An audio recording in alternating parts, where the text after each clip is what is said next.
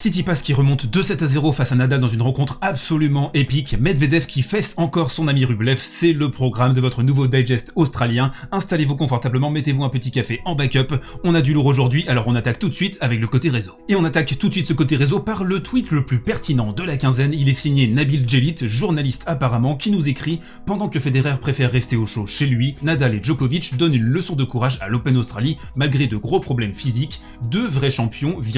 eux, 3 points de suspension. » Un tweet qui nous prouve encore une fois, quand on voit le nombre de tweets cités, de j'aime et de retweets, qu'il n'y a rien de plus efficace en 2021 qu'un bon vieux gros troll. Dans un registre un poil plus sérieux, ce tweet très intéressant de Jeu7 et Mat qui nous explique ce plafond de verre subi par Andrei Rublev en quart de finale de Grand Chelem. Comme on peut le voir, donc 4 défaites, 12-7 concédés, aucun remporté, après des adversaires quand même assez solides, Nadal, Medvedev 2 fois et Tsitsipas, mais il y a quand même ce léger plafond de verre pour le joueur russe, et on va expliquer pourquoi tout de suite avec le coin tactique. On attaque donc, si vous le voulez bien, par le premier match de la nuit dernière entre Medvedev et Rublev, et on a encore vu plus ou moins un match à sens unique. Alors ça s'explique très facilement, Medvedev a toutes les clés tactiques en main face à son meilleur ami, et aussi forcément les limites techniques de Rublev qui sont révélées, exposées au grand jour. Ici on le voit mettre un slice relativement mou à mi-court, il en a fait quelques-uns pendant la partie, on a vu que c'était une partie qui avait été vraiment travaillée au niveau tactique, mais pour Rublev il y a toujours ce déficit technique, et je l'encourage vraiment à essayer de s'inspirer de Dominic Thiem par exemple, qui a travaillé cet aspect, qui a travaillé un slice vraiment de plus en plus efficace et qui maintenant est devenu capable de changer le rythme, et tant que Rublev sera incapable de faire ça, eh bien il ne pourra à mon sens jamais percer ce plafond de verre. Et ce fond de jeu monolithique s'est aussi exprimé par une certaine impatience à l'échange. Au total on a eu donc 39 fautes directes dans la rencontre, 20 winners seulement, donc c'est une balance très déséquilibrée, et aussi surtout Medvedev lui a bouffé le cerveau. L'une des illustrations parfaites de ce grignotage de cerveau, c'est la position très étonnante, très excentrée de la part de Rublev, qui essaie de surprendre son meilleur ami dans la diagonale ici pour essayer de le désaxer, mais dans l'ensemble il a vraiment été très friable sur sa première balle, il a simplement passé 47% de première balle contre 60 en carrière. On sait que c'est pas un coup en plus qui est très efficace dans son arsenal, et Medvedev l'a complètement démonté, il a remporté 38% des points sur première contre 30% en carrière. Une autre clé très importante de cette rencontre et qui explique vraiment la domination de Medvedev, au-delà du fait que Rublev ne se soit procuré que 5 balles de break et une seule convertie, double faute de Medvedev, c'est ce jeu protéiforme de Daniil. Ici on le voit envoyer une pépite dans la diagonale, ça va être un coup gagnant d'ailleurs pour Daniil, mais il a accepté les rallyes, il a accepté de mixer, il a bougé un petit peu sa position en retour de service, il est vraiment très fort là-dessus Daniil. Du coup pour une machine comme Rublev qui n'adore rien de moins que de s'installer dans l'échange, de répéter les mêmes coups, eh bien c'est extrêmement difficile dans ce match-up parce que Medvedev a cette intelligence, cette science de lui proposer toujours des coups différents, des tactiques différentes également au sein même d'un jeu parfois, et ça forcément ça donne un net avantage à Daniil. Un autre point tactique très intéressant dans cette rencontre, c'est la propension de Daniil à faire jouer son adversaire dans des zones d'inconfort. Ici donc on voit Rublev poser une volée, il a eu une réussite certaine dans ce secteur, 8 sur 9, mais c'est pas forcément un secteur du jeu dans lequel il est très à l'aise, et ça c'est toujours avec Daniil la même histoire, une conception à long terme de la rencontre, essayer de faire jouer son adversaire au maximum dans des zones qu'il ne maîtrise pas, et ça forcément ça va payer. On a aussi vu Daniil avoir de la patience, forcer Rublev à l'échange, à multiplier les rallyes, et forcément à un moment donné, eh bien ça a payé. Et la rencontre a véritablement tourné au milieu du deuxième set, on sentait qu'il y avait un point de rupture, il y a eu un rallye de 43 échanges à un moment donné,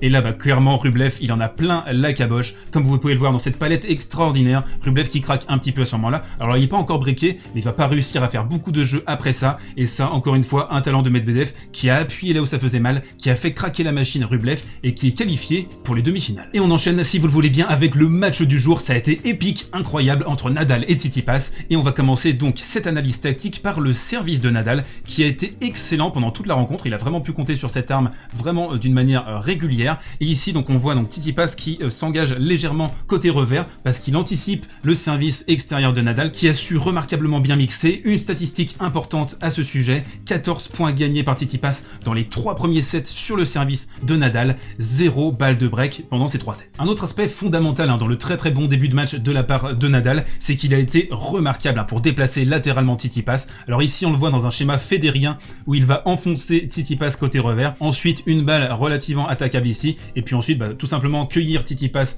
dans le côté ouvert ou alors dans le contre-pied. Ça, Rafael Nadal a été extrêmement performant là-dessus. On doit aussi noter les mauvaises sensations de Tsitsipas dans les 2 premiers sets, il cumule au total 13 fautes directes sur son coup droit, son coup fort logiquement. On le voit d'ailleurs dans cette palette que je vous ai sélectionné, Stefanos qui nous met un coup droit vraiment horrible, Baduf sur balle de break. Il y a 3 partout dans le premier set. Ensuite Nadal enchaîne 8 jeux 2-1, il se détache et on se dit bah Stefanos est parti pour passer une sale soirée. Un dernier point à mettre au crédit de Rafael Nadal dans cette rencontre avant qu'on bascule vers le côté remontada, c'est le deuxième coup de raquette de Rafa qui a été vraiment un saignant pendant longtemps dans cette rencontre. Ici on le voit clouer Tsitsipas qui est un petit peu perdu forcément avec le service extérieur côté avantage du gaucher de Rafael Nadal. On le sait, je l'ai déjà répété à maintes reprises sur la chaîne, Rafa vit et meurt désormais par les one-two punches. Il a été très bon dans ce secteur pendant assez longtemps, mais malheureusement pour lui ça n'a pas suffi et il a été remontadé. Cette remontada ça a été la conjugaison de deux facteurs mis ensemble, un Rafael Nadal qui nous a fait des fautes assez inhabituelles dans le tie-break avec deux smash caviardés, un bois un petit peu bizarre, des fautes étranges et donc il a complètement relancé Tsitsipas et de son côté Tsitsipas a retrouvé toute son intensité et on va le voir dans la prochaine palette. Alors certes, Rafael Nadal a entrouvert la porte mais Tsitsipas l'a vraiment défoncé, il a été absolument abasourdissant en revers. Ici on le voit claquer une énorme minace un petit peu à la Roger 2017 sort de ce corps. On a eu aussi un Tsitsipas complètement retrouvé en coup droit. Bref, il a été phénoménal au niveau de l'intensité, au niveau du fighting spirit et il a brillamment réussi grâce à ces éléments à retourner la situation. Ballotté et concassé par les coups droits explosifs de Tsitsipas, Rafael Nadal a quand même continué à essayer de trouver des parades tactiques comme à son habitude.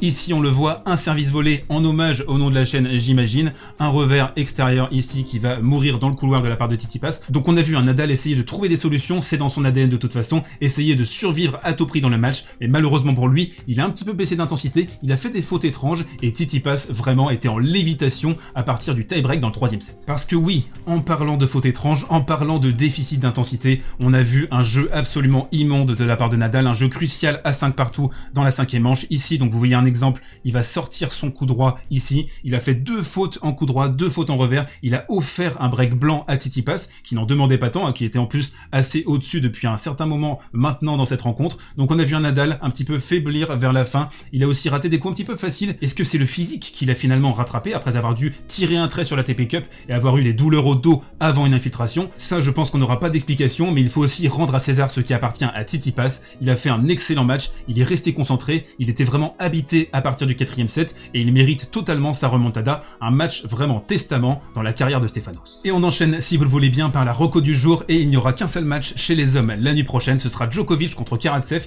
et je vais faire un pronostic extrêmement ambitieux, je vais dire victoire de Djokovic en 4 manches. Pourquoi? Eh bien parce qu'on n'est plus à une folie près dans ce tournoi, allez pourquoi pas une victoire de Karatsev carrément. Et d'ailleurs en parlant de Novak, je vous conseille la lecture de cet excellent article de Laurent Vergne, comme d'habitude, on me pardonne moins mes erreurs qu'à d'autres, Djokovic victime ou coupable, un vrai débat, un très bon article qui va vous rappeler je pense une vidéo publiée il y a quelques jours sur la chaîne. Voilà, c'est terminé pour aujourd'hui, si le format vous plaît n'hésitez pas à vous abonner, à pousser et à partager le kiff autour de vous, je vous souhaite d'excellents matchs la nuit prochaine, d'ici là portez-vous bien et prenez soin de vous.